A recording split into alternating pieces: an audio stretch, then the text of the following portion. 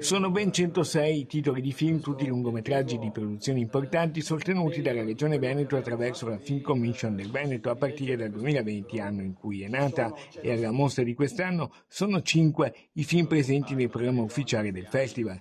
È quindi il Veneto grande protagonista dell'82esima Mostra internazionale d'arte cinematografica di Venezia, che pur parlando tutte le lingue del mondo ha anche una forte caratterizzazione nostrana. L'impegno della Film Commission nei 5 anni di intensa attività è stato illustrato con modestia ma anche giusto orgoglio dei promotori. La Film Commission che io ho voluto è una Film Commission che investe circa 6 milioni di euro all'anno.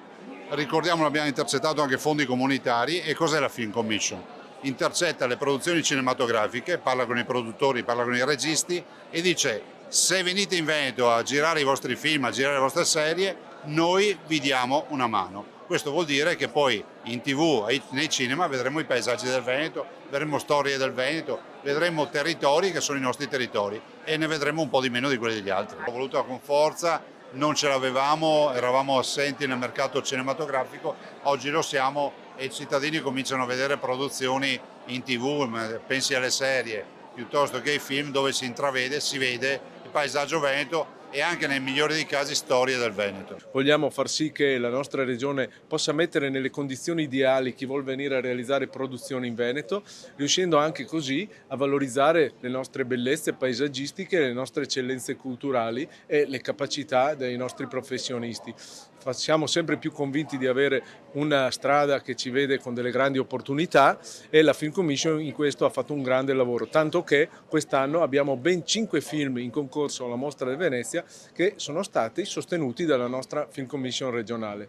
La presentazione è stata anticipata dall'accensione delle torce olimpiche di Milano Cortina 2026. Hanno presenziato all'incontro anche il presidente della Biennale Buttafuoco e il direttore della Mostra Barbera. E in concorso a Venezia arriva proprio Duse, girato molto in Veneto e a Venezia con regia di Pietro Marcello e l'interpretazione di Valeria Bruni Tedeschi.